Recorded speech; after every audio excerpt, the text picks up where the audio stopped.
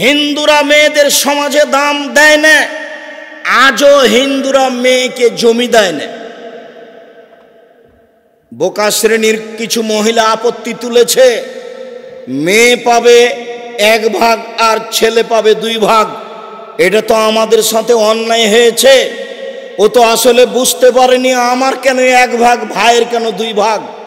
আরে শোনো শোনো, তোমার হলো 1 ভাগ আর তোমার স্বামীর হলো 2 ভাগ, এখন হলো 3 ভাগ। দেখো ঠিকই আছে, তোমার ভাইয়ের হলো 2 ভাগ আর তোমার ভাবির হলো 1 ভাগ, দেখো এখন ঠিকই আছে।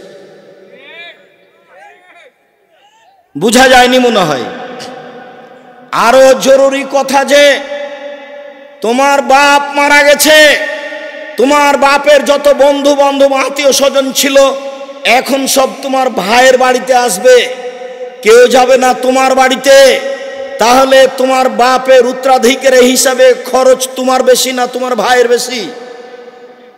ভাইয়ের বেশি। আবারও শুনে রেখো, কোনো কারণবশত যদি তোমার তালাক হয়ে যায় বা স্বামী মারা যায়, তাহলে তুমি এই বাসা থেকে ব্যাক করে ফিরে কোথায় যাবা? ভাইয়ের বাসায় যাবা। তাহলে তোমার ভাইয়ের জমি জায়গা কম হতে হবে না বেশি হতে হবে? আল্লাহ 3 ভাগের 1 ভাগ মেয়েকে দিয়েছেন, 2 ভাগ ছেলেকে দিয়েছেন, এটা অন্যায় নয়। হিন্দুরা মেয়েদেরকে কিছুই দেয়নি, আজও দেয়নি। সতীদাহ তো বহু দূরের কথা, স্বামীর সাথে জীবন্ত জ্বলে যেতে হবে আগুনে, এটা তো ভাবাই যায় না। আজও বহু প্রথা আছে হিন্দুদের মাঝে। যদি স্বামী মারা যায় তাহলে তাকে একটা নির্ধারিত গাছের নিচে নিয়ে গিয়ে যেমন ভাবে পাঁঠাকে বলি দেওয়া হয় তেমন ভাবে মেয়েকে জীবিত হত্যা করা হয় এখন হিন্দুদের কাছে। আর ইহুদি খ্রিস্টানদের কাছে মেয়েদের কোনো দাম নেই। ইহুদি খ্রিস্টানেরা আজও ওই মেয়েকে বাড়িতে রেখে দিতে পারে, ওই মেয়ের বিবাহ দেওয়ার প্রয়োজন নেই। আজও তার জমি জায়গা দিতে হবে, এটা তারা হিসাব করেনি।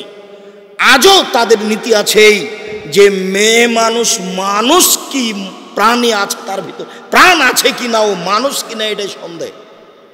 ইহুদি খ্রিস্টানদের এইটা হিসাব, যার কারণে তাদের বিবাহ শাদী নেই। তারা মহিলাদের 5 পয়সা দাম দেয় না। সম্মানিত দিনী ভাই বোন, মহান আল্লাহ নারীদের অনেক মর্যাদা উল্লেখ করেছেন। যে যেখানে আছেন অল্প সময় খেয়াল করবেন, আমি আপনাকে কয়েকটি আয়াত কয়েকটি হাদিস পেশ করে নারীদের মর্যাদা উল্লেখ করছি। এই ছেলে, কিছুক্ষণ অপেক্ষা করো। আপনারা যে যেখানে আছেন কিছুক্ষণ সময় কষ্ট করে হলেও দাঁড়িয়ে থাকবেন। আমাকে দেখতে পান আর না পান, চিরদিন এই গতি আসবে না। আর আমি বছরে 5টা 7টা জালসায় আপনাদের বগুড়ায় আসব, এই নীতিও বন্ধ করেছি। সম্ভবপর চেষ্টা চালিয়ে যাব একদিন একটা জেলায় যাওয়ার, সেই গতিতে প্রোগ্রাম করতে আমি আর চাচ্ছি না। যেই গতিতে একদিন ছিলাম, বগুড়া থেকে জালসুখা থেকে পায়ে হেঁটে নাংলু চলে যাব, এটাই ছিল আমার কাছে স্বাভাবিক ব্যাপার। পায়ে হেঁটে চলে যাব আরও কোন কোন পথ। সারা বগুড়ার প্রত্যেকটা গ্রামে, প্রায় গ্রামে আমার ঘোরা আছে, জানা আছে। বগুড়ার প্রতিটা পরিবারের সাথে আমি মিশে আছি।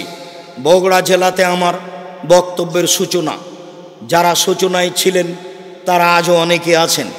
সূচনায় থাকার একজন চলে গেছেন দুনিয়া থেকে, সেটা হচ্ছে বীরকুষ্টিয়ার আনসার মাস্টার। আনসার মাস্টারের জন্য দোয়া করি, আল্লাহ তার কবরকে প্রশস্ত করুক, কবরকে আলোকিত করুক, আল্লাহ তাকে মাফ করুক। আপনার নাংলুর ওবায়দুর মাস্টারও যারা খুব সাথে থাকতেন তার মধ্যেকার। আর আপনার এই বাগবাড়ি নসিপুরের গোলাম রব্বানির কয়েক ভাই তো আছেই, তারা তো সব সময় থাকতেন। আর আরও আপনার গাবতলির অনেকেই, বগুড়ার প্রত্যেকটা গ্রামের সাথে আমি খুব মিশে আছি, সেই ভালোবাসায় এসেছেন। তাই আমাকে দেখতে পান আর না পান, যে যেখানে আছেন দিনী ভাই বোন, এক পায়ে দাঁড়িয়ে থাকবেন এক খেয়ালে। আমি আপনাদের কিছু না কিছু উপকার করবো ইনশাআল্লাহ। আপনাকে আমি এতক্ষণ যা বলছিলাম সেই অংশ থেকে কিছু বলছি। নারীদের মর্যাদা আল্লাহ দিয়েছেন, এই মর্যাদা নারীকে রক্ষা করতে হবে। আল্লাহ তাআলা বলেন ওয়াইদা বুশশিরা আহাদুহুম বিল উনসা, আল্লাহ তাআলা বলেন ওয়াকারনা ফি বুয়ুতিকুন্না ওয়ালা তাবাররাজনা তাবাররুজাল জাহিলিয়াতিল উলা। হে মুসলিম মহিলা, তোমরা বাড়িতে থাকো। বন্যতার যুগে, বর্বরতার যুগে, অসভ্যতার যুগে নারীরা যেভাবে রাস্তাঘাটে চলতো সেইভাবে তোমরা চলো না। যতদিন পর্যন্ত নারী আল্লাহর এই আয়াতের মর্যাদাকে রক্ষা না করবে ততদিন পর্যন্ত নারী তার মর্যাদাকে ফিরিয়ে পেতে পারে না। মহান আল্লাহ বলেন ইয়া আইয়ুহান নবী, হে নবী আপনি বলুন আপনার মেয়েদেরকে, আপনার স্ত্রীদেরকে যখন তারা বাড়ি থেকে বের হবে তখন তারা মুখে কাপড় দিয়ে বের হবে, বোরকা পরে চাদর গায়ে দিয়ে বের হবে। তারা যদি এইভাবে বের হয় তাহলেই তারা তাদের মর্যাদাকে রক্ষা করতে পারবে।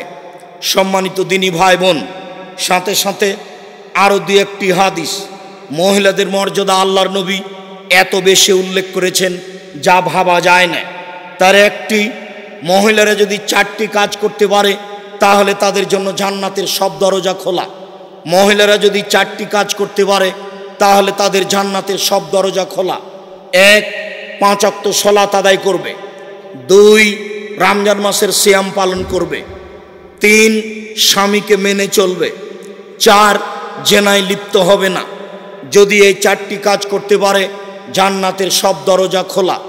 সাথে সাথে আরও উল্লেখ্য যে কোনো মেয়ের যদি জেনা হয়েই যায় তাহলে সে যদি তওবা করে তাহলে অতীতে যত পাপ করেছে সব পাপকে আল্লাহ নেকিতে পূর্ণ করে দিবে। সম্মানিত দিনী ভাই বোন, আপনাদের জন্য জরুরি সুসংবাদ যে আপনারা যদি অজু করার পরে আশহাদু আল্লা ইলাহা ইল্লাল্লাহ ওয়া আশহাদু আন্না মুহাম্মাদুর রাসূলুল্লাহ বা আশহাদু আল্লা ইলাহা ইল্লাল্লাহু ওয়াহদাহু লা শারীকা লাহু ওয়া আশহাদু আন্না মুহাম্মাদান আবদুহু ওয়া রাসূলুহু এই দোয়া বলতে পারেন তাহলে জান্নাতের 8টি দরজা খোলা। শুধু যে নারীদের জন্য এই বিশেষ মর্যাদা তা নয়, আপনাদের জন্য বিশেষ মর্যাদা রয়েছে। মর্মে নারীদের মর্যাদা ও অধিকার নিয়ে সংক্ষিপ্ত বিবরণের এই পর্যায়ে এসে বলছি। সম্মানিত দিনী ভাই বোন, আপনারা এই নিমগাছি মাদ্রাসাকে মূল্যায়ন করবেন। যার যতটুকু সম্ভব আপনারা যাওয়ার সময় দান করে যাবেন, কম হলেও বেশি হলেও। মধ্যে যেই কথাটা রেখেছি সেই কথাটা ছেড়ে যাবেন না।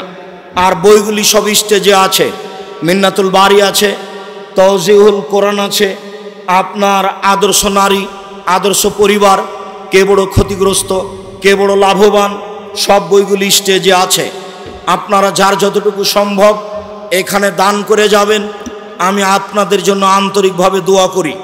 আর বইগুলি সবাই স্টেজ থেকে নিয়ে যাবেন। একটা জিজ্ঞাসা, মেয়েদেরকে জমি ভাগ করে দেওয়ার সময় বাড়ির অংশ, ধানি জমির অংশ আলাদা আলাদা জায়গায় দিতে হবে নাকি সব জমি ধানি জমি দিলেও চলবে? আপোষে মিলে দেওয়া ভালো।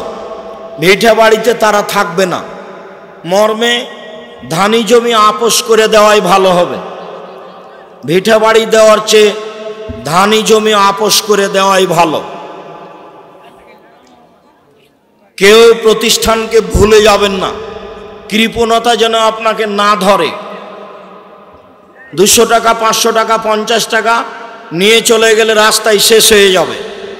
যাওয়ার সময় বেসরকারি কওমি মাদ্রাসা দিয়ে যাবেন। আর এই বইগুলি সংগ্রহ করবেন, ডান দিকে আছে। যারা সব বই সংগ্রহ করবেন তারা একটু পরে আসবেন। হুজুর আজকে আমার জন্মদিন, আমি আজকে কি কি করতে পারবো? তুমি যা কিছু করবে সেটাই শিরক হবে। জন্মদিনের কোনো দাম নেই, মৃত্যুদিনের কোনো দাম নেই। বিবাহের সময় বর এবং বউয়ের পোশাক কেমন হবে? শালীন পোশাক হবে, সুন্দর ভালো মানের। তা মাথার মুকুট চলবে না, ওটা হিন্দুদের নীতি। স্কুল বা কলেজের ক্রীড়া প্রতিযোগিতায় অংশগ্রহণ করা যাবে কি? বেহায়ারা পরিপূর্ণ আছে, না যাওয়াই ভালো। একজন মা তার স্বভাবগত কারণে তার ছেলে মেয়েদেরকে অভিশাপ দেয়। অভিশাপ দেওয়া জায়েজ নয়। যতবার মা এ কথা বলবে ততবার ফেরেশতা আমিন বলবেন। যার কারণে মায়ের উচিত মেয়ের ব্যাপারে ভালো কথা বলা, মন্দ কথা না বলা। আমি জেনারেল লাইনের দ্বাদশ শ্রেণীর ছাত্র। আমি উর্দু ও ইংরেজি পারি এবং আরবি ভাষা শিখছি। আমি কি আপনাদের প্রতিষ্ঠান জামিয়া সালাফিয়াতে পড়ার যোগ্য পাবো, সুযোগ পাবো? যাও, সামনের শুক্রবারে ভর্তির তারিখ। জামিয়া সালাফিয়া ডাঙ্গিপাড়া পবা রাজশাহীর ভর্তির তারিখ সামনের শুক্রবার।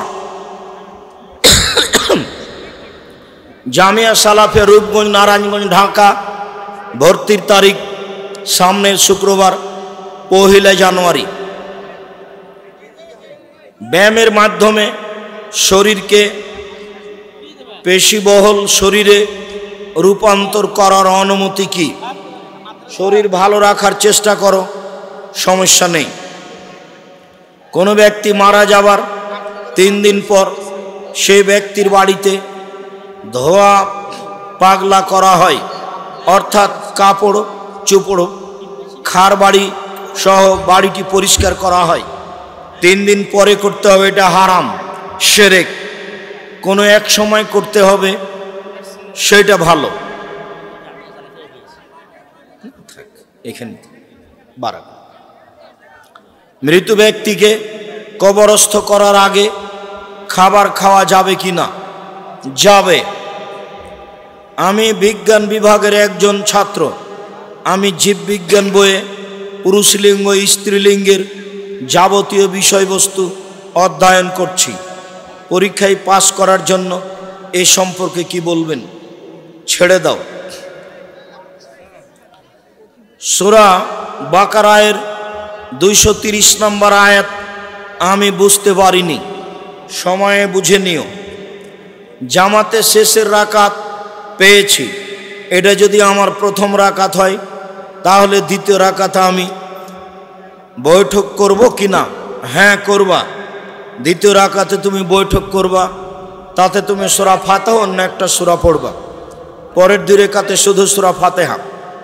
আব্দুর রাজ্জাক সাহেব, আপনি বলেছিলেন সুর দিয়ে ওয়াজ করা যাবে না, কিন্তু জনৈক আহলে হাদিসের বক্তা সুর দিয়ে ওয়াজ করেন। আমার কিছু করণীয় নেই। কঠোরভাবে আল্লাহ রসুল বক্তব্য করতে বলেছেন। এ যা খাতাবা, যখন আল্লাহ রসুল বক্তব্য দিতেন, ওহামারা তাই না হোক, তার 2 চোখ লাল হয়ে যেত। অস্তা দাগা যাবহু, তার রাগ বেড়ে যেত। ওয়ালা সৌতহু, কণ্ঠ তার উঁচু হয়ে যেত। কান নহমনুজেরও যাইস, যেন তিনি সৈন্যদলকে ধমক দেখাচ্ছেন। এটা হলো বক্তব্যের সুন্নাত। সেখানে কণ্ঠসুরের কোনো বালাই নেই। কণ্ঠসুর ত্যাগ করতে হবে, কণ্ঠসুর জায়েজ নয়, এটাই চূড়ান্ত। মৃত ব্যক্তির জানাজার নামাজ নীরবে পড়া যাবে কি না? নীরবে পড়া যায়, নীরবেই উত্তম। এ কথা হাদিসের ভিত্তিতে বিদ্বানগণ বলেন। তবে সরবে পড়াও যায়।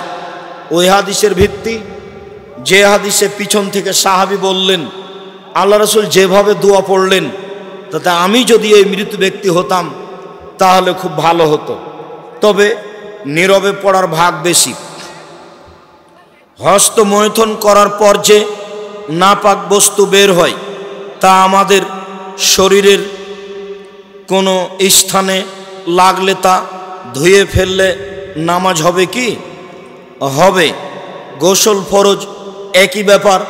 এই নোংরা ন্যাক্কারজনক পাপ কাজ ত্যাগ করতে হবে। তা কাবিরা গুনাহ, হারাম, মহাপাপ। ইজতেমাতে যাওয়া যাবে কি? ইজতেমা যদি বিদাতপূর্ণ হয়, শিরকপূর্ণ হয়, তাহলে যেতে হবে না। আর যদি কোরআন হাদিসের সহি বিবরণ হয় তাহলে যেতে হবে। মহানবী সাল্লাল্লাহু আলাইহি সাল্লাম 12 রবিউল আউয়ালে জন্মগ্রহণ করেছেন, তার প্রমাণ আছে কি? 12 রবিউল আউয়াল নয় তো, সেটা হলো রবিউল আউয়াল মাসের 8 তারিখ। আর রাহিকুল মাখতুমে দেখেন, বিস্তারিত দেওয়া আছে। আর রাহিকুল মাখতুম। জেরা মসজিদ কাকে বলে? জেরার মসজিদ কাকে বলে?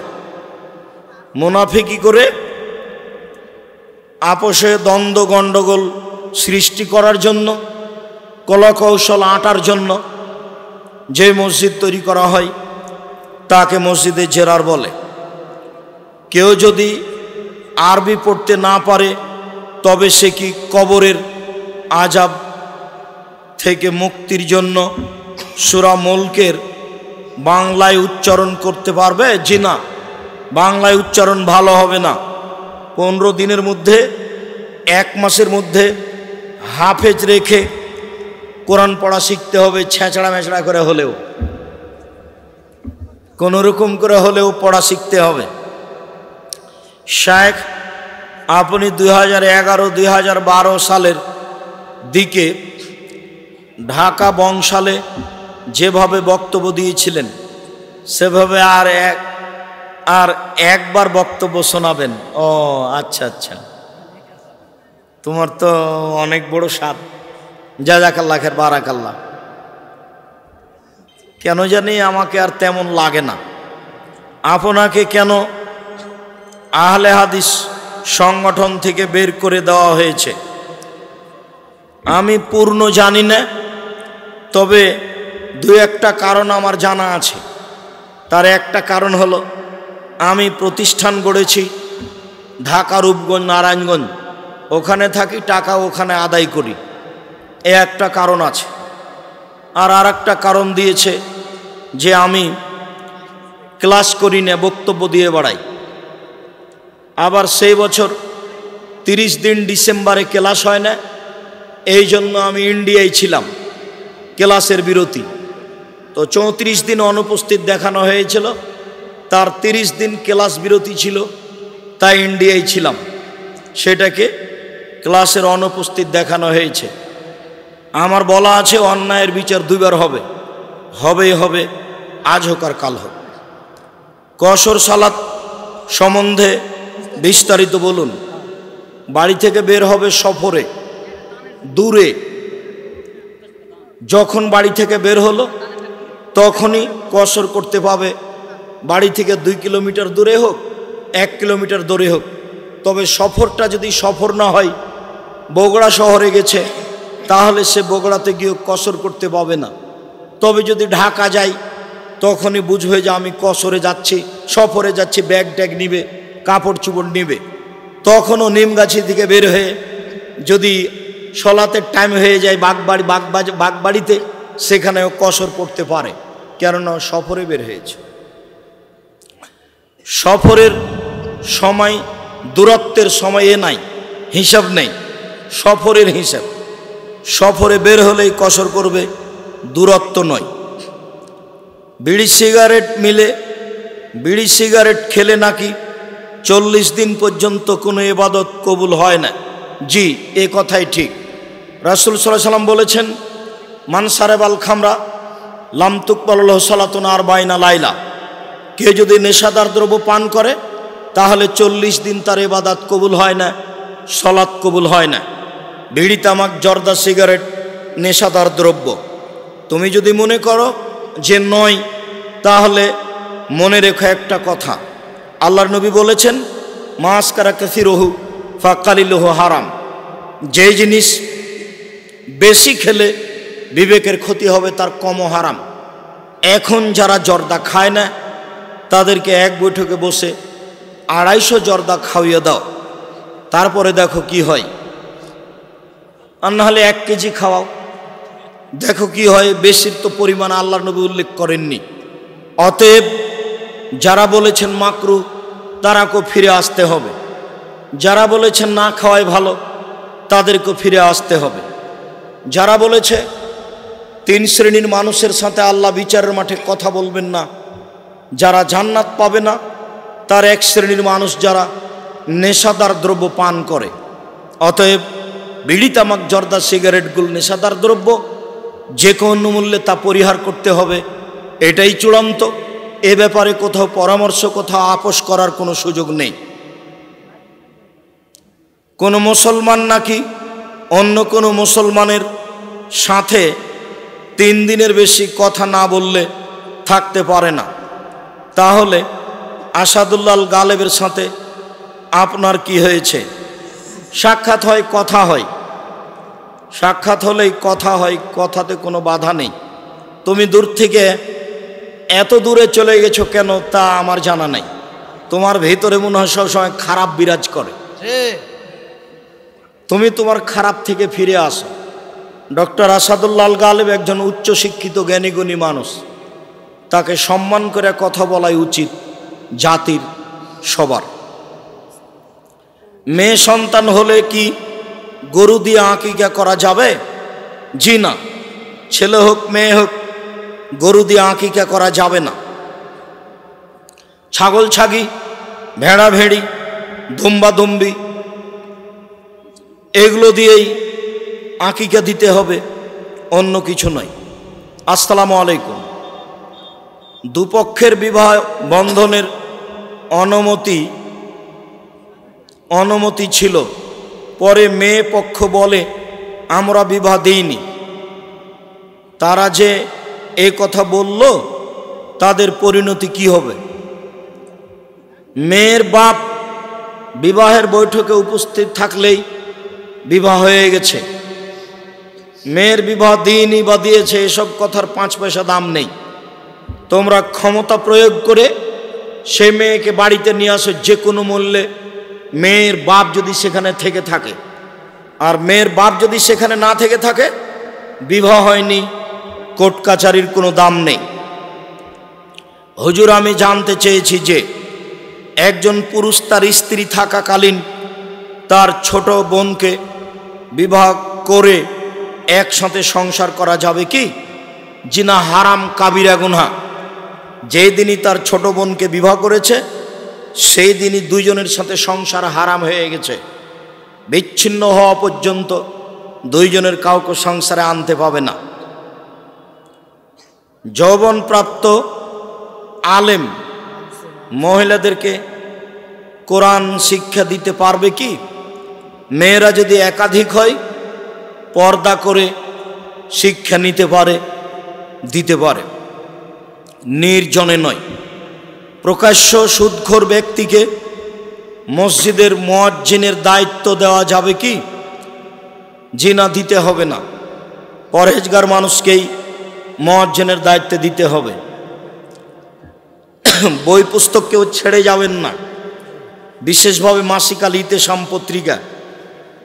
আমি দাবি রাখি পৃথিবীর প্রত্যেকটা বাঙালির ঘরে মাসিক আল ইতেশাম পত্রিকা থাকবে ইনশাআল্লাহ। অনেক শ্রম আছে পত্রিকার পিছনে, এ দিয়ে আপনার কাছে সঠিক কোরআন হাদিস পৌঁছাতে চাই। সময়ের গতিতে তা ইংরেজি ভাষায় বের হবে, সময়ের গতিতে তা আরবি ভাষায় বের হবে ইনশাআল্লাহ। ইসলামী ব্যাংকের সাথে লেনদেন করা যাবে কি? করা যাবে, ব্যবসা করা যাবে না।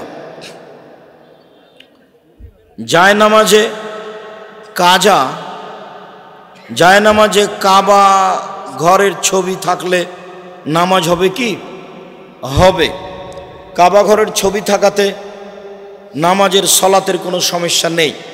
তবে জায়নামাজে এক কালার ব্যবহার করতে হবে।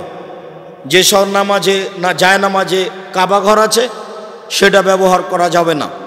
যে জায়নামাজে নকশা ফুল দেওয়া আছে সেই জায়নামাজ ব্যবহার করা যাবে না। কেন? আল্লাহ রাসূলের সামনে একটা চাদর ছিল, তাতে ডোরা ডোরা দাগ ছিল। আল্লাহ রাসূল বললেন, আয়েশা চাদরটা সরাও।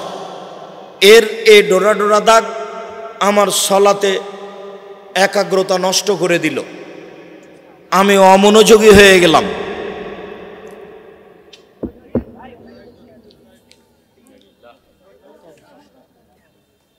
কত বাজে?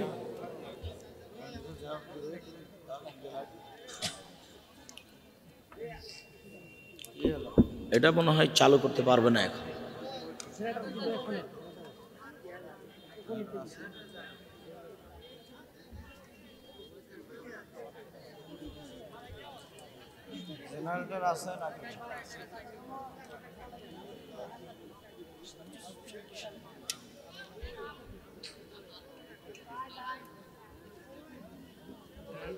আসসালামু আলাইকুম। আছেন? আলহামদুলিল্লাহ ভালো আছি। আমরা তো গাজীপুর থেকে হুজুর বাস এবং 2টা মাইক্রো নিয়ে আসছি। আগামী তারিখে কিন্তু ডেট হতেই হবে ইনশাল্লাহ, যেভাবে হোক। আল্লাহ ভরসা, দেখি।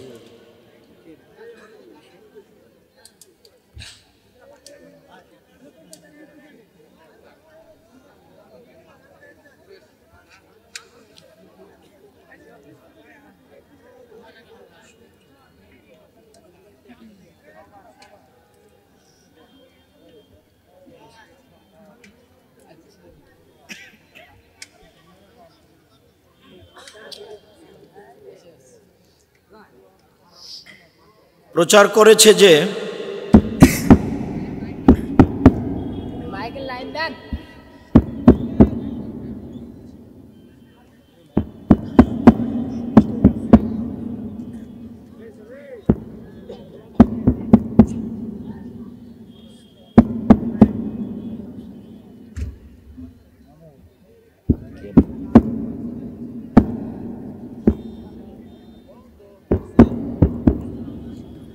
প্রচার করেছে যে আশেপাশে আহলে হাদিস মসজিদ না থাকায় আমি সালাত পড়তে পারি না, আমার করণীয় কি? ওই মসজিদেই যাবেন, অন্তত আসর আর ফজর না গেলেও বাকি সময়ে যাবেন, ওদের সাথে সালাত আদায় করবেন। শেখ আমি বগুড়া উলিপুরে একটি প্রশ্ন জিজ্ঞাসা করেছিলাম।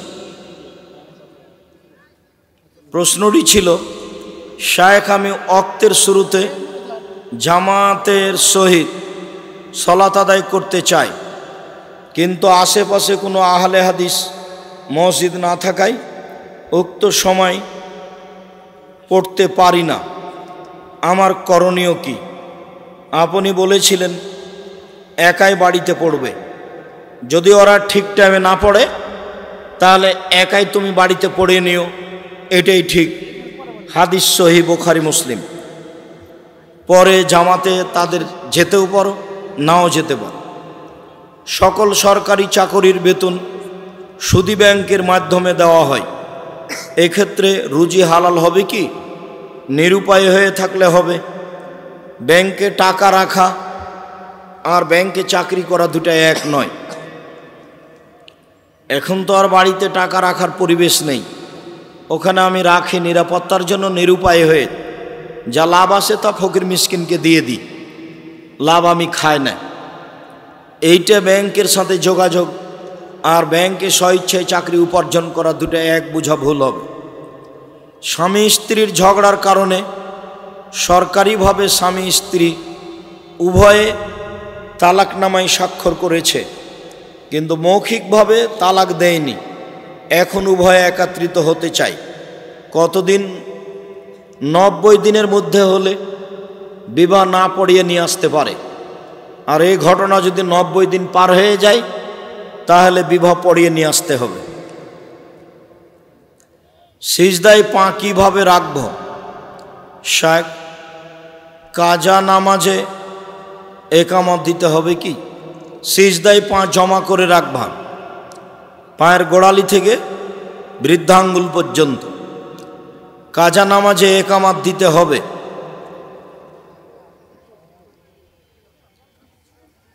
ওজরের কারণে 3 ওয়াক্ত সালাত মিস হয়ে গেলে একামত 3 বার দিতে হবে। যতবার সালাত শুরু হবে ততবার একামত দিতে হবে। তবে এক আজানে হতে পারে একাধিক সালাত, তবে একামত পৃথক পৃথক। আমার মা 2 জন, ছোটবেলায় মা বাবা পৃথক হয়ে যায়। সৎ মা আমাকে আদর যত্নে বড় করেন। আমার আপন মার বিয়ে হয়ে যায় অন্য জনের সাথে। এখন 2 মা আমার দাবিদার। এক মাকে খুশি করতে অন্য মা কষ্ট পায়, আমার কি করা উচিত? তুমি কিছু স্বার্থপরতা করছে, এটা প্রমাণ না হলেই হলো। যেহেতু তোমার পরের মা তোমাকে লালন পালন করেছেন, কাজে একেও দেখতে হবে। তবে যে মা তোমার লালন পালন করেনি তারও কষ্ট আছে অনেক।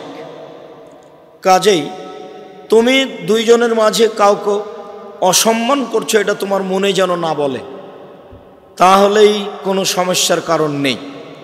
তারা তোমাকে ভুল বুঝতেই পারে। এক বাড়িতে একবার গেছো, এক মায়ের সাথে দেখা করেছো, কারণবশত আবার গেছো, তখন তোমার এই মা বুঝে নিয়েছে দেখ ওরখানে সব সময় যে আমার কাছে আসেই না, আর ওই নিয়ে বছর বছর চলতে পারে, তোমাকে বলতে পারে। তখন 5 বার বললে তুমিও মন খারাপ করিও না যে এক কথা আপনি এত বলেন কেন, আমি তো এই কারণে গেছিলাম। এরকম পরিস্থিতি খুব জটিল। আল্লাহ তোমাকে সাহায্য করুক। পিতামাতার অবাধ্য সন্তান যদি পিতামাতার মৃত্যুর পর অনুতপ্ত হয়ে মৃত পিতামাতার পক্ষ থেকে তাদের জন্য মাগফিরাতের দোয়া করে, পিতামাতার অবাধ্য সন্তান যদি মাগফিরাতের দোয়া করে, দান সাদকা জারিয়া করে, তবে সেই সন্তান আল্লাহর নিকট